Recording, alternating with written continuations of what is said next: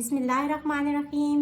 अस्सलाम वालेकुम स्टूडेंट्स, आज के लेक्चर में हम मिसलेनियस एक्सरसाइज चैप्टर 8 का क्वेश्चन नंबर 7 और 8 सॉल्व करेंगे। लेक्चर स्टार्ट करने से पहले वो स्टूडेंट्स जिन्होंने अभी तक मेरे चैनल को सब्सक्राइब नहीं किया उनसे रिक्वेस्ट है कि जल्दी से मेरे चैनल को लाइक कर दें, सब्सक्राइब कर दें, बेल आइकन को प्रेस कर दें और अपने फ्रेंड्स एंड फैमिली के साथ मेरे चैनल को शेयर भी कर दें ताकि हर आने वाली वीडियो का नोटिफिकेशन आपको मिलता रहे। तो चलिए जी स्टार्ट करते हैं। Question number 7 is find vertices of a triangle ABC। हमने इसके वर्टिसेस बताने हैं। ये ओरिजिन है, यहाँ 1 है, ये 2 3 4 5 6 7 8 1 2 3 4 5 6 7 8 और 9। और ये वाले पॉइंट्स क्या होंगे? -1 -2 -3 -4। तो यहाँ x की क्या वैल्यू है? -4 और y कितने हैं? 2। तो a के कोऑर्डिनेट्स क्या हैं? -4 और 2। b के देख लेते हैं। यहाँ x की वैल्यू है 8 और y कितने हैं? यहाँ 5। तो b के कोऑर्डिनेट्स हैं 8 5। अब c के कोऑर्डिनेट्स देख लेते हैं। यहाँ x की वैल्यू है 1 और y की वैल्यू है 9। So this is our answer. Its second part is calculate slopes of its sides. हमने साइड्स की स्लोप फाइंड करनी है, यानी कि स्लोप ऑफ AB, फिर स्लोप ऑफ BC और फिर स्लोप ऑफ CA। अब AB की स्लोप फाइंड करनी है तो A और B के कोऑर्डिनेट्स यूज होंगे, वो लिख लेते हैं। स्लोप का क्या फार्मूला है? स्लोप ऑफ AB को कह लें M1 और फार्मूला है y2 minus y1 over x2 minus x1। ये वाले कोऑर्डिनेट्स होंगे x1 y1 और ये वाले होंगे x2 y2। यहाँ से m1 स्लोप आ जाएगी 5 माइनस 2 ओवर 8 माइनस -4। सॉल्व करेंगे। 5 माइनस 2 इज़ 3, 8 प्लस 4 इज़ 12, 3 1 सा 3, 3 4 सा 12। तो m1 स्लोप आ गई 1/4। अब स्लोप ऑफ BC फाइंड करेंगे तो B और C के कोऑर्डिनेट्स लिख लेते हैं। स्लोप ऑफ BC को कह लें M2 और सेम फार्मूला यूज होगा ये वाला। यहाँ ये वाले कोऑर्डिनेट्स x1 y1 होंगे और ये वाले x2 y2 होंगे। तो y2 है 9 माइनस y1 है 5 ओवर x2 है 1 माइनस x1 है 8। सिंप्लीफाई करेंगे। 9 माइनस 5 इज 4, 1 माइनस 8 इज -7। तो M2 स्लोप आ गई इक्वल्स टू -4/7। अब हम M3 स्लोप फाइंड कर लेंगे। उसके लिए हम C और A के कोऑर्डिनेट्स लिख लेते हैं। स्लोप ऑफ CA को कह लें M3। सेम फार्मूला यूज करेंगे। y2 है 2 माइनस y1 है 9 ओवर x2 है -4 माइनस x1 है 1। 2 minus 9 is -7, -4 minus 1 is -5। Minus minus cut जाएंगे तो M3 स्लोप इक्वल आ जाएगी 7/5 के। तीनों साइड्स की स्लोप आ गई, यही हमने फाइंड करना था। क्वेश्चन नंबर 7 का थर्ड पार्ट है find interior angles of a triangle. हमने एंगल्स फाइंड करने हैं। सपोज ये एंगल है अल्फा, ये एंगल है बीटा और ये वाला एंगल है गैमा। AB की स्लोप को हमने कहा था M1, BC की स्लोप को कहा था M2 और CA की स्लोप को कहा था M3। फार्मूला क्या यूज होगा? tan अल्फा फाइंड करेंगे। अब देखें अल्फा M3 और M1 स्लोप के दरमियान में है तो M3 minus M1 over 1 plus M3 M1 values put कर दें। 7/5 माइनस 1/4 ओवर 1 प्लस 7/5 इंटू 1/4। ये हो जाएगा 7/5 माइनस 1/4 और इस सब को हम डिवीजन के साइन के साथ लिख लेते हैं। 1 प्लस 7 1 सा 7 और 5 4 सा 20। एलसीएम सेम करने के लिए यहाँ 20 से मल्टीप्लाई करेंगे, इस टर्म को 4 से मल्टीप्लाई करेंगे और इस टर्म को 5 से मल्टीप्लाई करेंगे। यहाँ एलसीएम सेम आ जाएगा 20, ऊपर आ जाएगा 7 4 सा 28 minus 5 divided by 20 plus 7/20।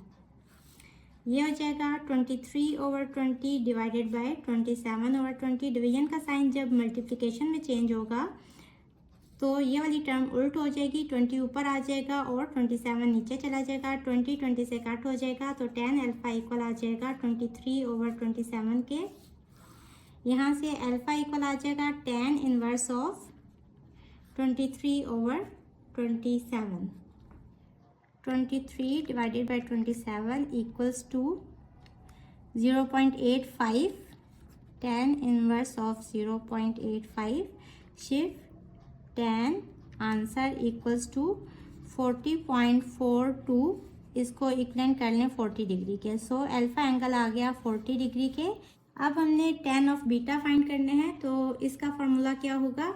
Beta m1 और m2 के बीच में आ रहा है, तो सीक्वेंस बनेगा m1 minus m2 over 1 plus m1 m2. Values put कर दें. m1 है 1/4 माइनस m2 है -4/7 ओवर 1 प्लस 1/4 इंटू -4/7. ये हो जाएगा 1/4 plus 4/7 divided by 1 plus minus 4 1 सा 4 तो 1/7. इसको इस तरह करके लिख सकते हैं डिवीजन के साइन के साथ ये वाली सारी अमाउंट. एलसीएम सेम करेंगे. यहाँ 1 है 7 से मल्टीप्लाई करेंगे, इसको 7 से मल्टीप्लाई करेंगे और इसको 4 से मल्टीप्लाई करेंगे ताकि इन दोनों के नीचे 28 आ जाए. यह हो जाएगा 7 plus 16 divided by 7 minus 1/7. 7 plus 16 is 23/28 divided by 6/7. Division का साइन अब मल्टीप्लिकेशन में चेंज होगा, तो 7 ऊपर आ जाएगा और 6 नीचे चला जाएगा. 7 1 सा 7 7 4 सा 28. तो ये हो जाएगा tan of beta equals to 23/6 4 सा 24. यहाँ से बीटा आ जाएगा tan inverse of 23/24. 23 divided by 24 equals to 0.95. Shift tan answer equals to 43.78 को 9 कर लें, which is equal to 44 degrees. So beta angle आ गया 44 डिग्रीज. अब हम गैमा एंगल फाइंड कर लेंगे. अब ये वाला एंगल m2 और m3 के बीच में आ रहा है, तो फार्मूला बनेगा tan of gamma equals to m2 minus m3 over 1 plus m2 m3. Values put कर दें. m2 की वैल्यू है -4/7 माइनस m3 है 7/5 डिवाइडेड बाय 1 प्लस m2 है -4/7 और m3 है 7/5. सिंप्लीफाई करेंगे. ये हो जाएगा -4/7 माइनस 7/5 और डिवीजन के साइन के साथ 7 1 सा 7 plus minus 1 minus 4/5. LCM same करने के लिए इसको 5 से मल्टीप्लाई करेंगे और यहाँ 7 से मल्टीप्लाई करेंगे और यहाँ नीचे 1 है तो इसको 5 से मल्टीप्लाई करेंगे. ये हो जाएगा 35 माइनस 4 5 सा 20 माइनस 7 7 सा 49. डिवीजन का साइन आएगा और 5 माइनस 4/5. सिंप्लीफाई करेंगे. ये हो जाएगा -69/35. डिवीजन का साइन जब मल्टीप्लिकेशन में चेंज होगा तो 5 ऊपर चला जाएगा और 5 माइनस 4 1 था तो ये नीचे आ जाएगा. 5 1 सा 5 5 7 सा 35 तो -69/7 tan ऑफ गैमा आ जाएगा. अब यहाँ से gamma equals to tan inverse of 69/7 -69 divided by 7 is -9.85. Shift tan answer equals to -84.2 degree. इसको इक्वलेंट कर लें -84 डिग्री के. अब आंसर नेगेटिव में आ रहा है बट हमारे एंगल्स पॉजिटिव में आने चाहिए, तो हम इसको 180 में से माइनस कर देंगे तो हमारा आंसर पॉजिटिव में आ जाएगा. 180 minus 84 is 96 degree. So gamma angle 96 degree आ गया. This is our answer. Question number 8 is 2 points P4-1 and Q83 lie on the line. Find coordinates of midpoint M of PQ. उन्होंने एक line दी है PQ और इसके coordinates भी उन्होंने बता दिए 4-1 और 8-3 और हमने फाइंड क्या करना है मिड पॉइंट. मिड पॉइंट का फार्मूला क्या है. यहाँ मिड पॉइंट M है तो मिड पॉइंट फार्मूला यूज़ करेंगे.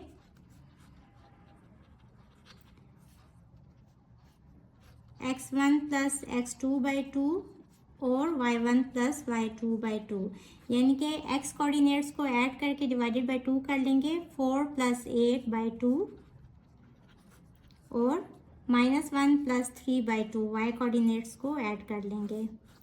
ये हो जाएगा 4 प्लस 8 इज 12/2 और -1 प्लस 3 इज 2/2. तो ये आ जाएगा 6 और 1। मिड पॉइंट के कोऑर्डिनेट्स आ गए, तो ये हमारा फर्स्ट पार्ट सॉल्व हो गया। इसके सेकंड पार्ट में पूछ रहे हैं स्लोप ऑफ पी एम। तो हम स्लोप फाइंड करने के लिए पी और एम के कोऑर्डिनेट्स लिख लेंगे। स्लोप का फॉर्मूला हमें पता है, इक्वल होता है y2 minus y1 over x2 minus x1। ये वाले कोऑर्डिनेट्स x1 y1 और ये वाले x2 y2 होंगे। वैल्यूज पुट कर दें, y2 है 1 माइनस y1 है -1 ओवर x2 है 6 माइनस x1 है 4। ये हो जाएगा slope of P M equals to 1 + 1 2 over 6 minus 4 is 2, 2 1 = 2, तो स्लोप आ जाएगी 1 के इक्वल। सेकंड पार्ट भी सॉल्व हो गया। क्वेश्चन नंबर 8 का थर्ड पार्ट है, find equation of line parallel to P Q. एक ऐसी लाइन जो कि पी क्यू के पैरेलल है, इसकी हमने इक्वेशन फाइंड करनी है थ्रू -2 2।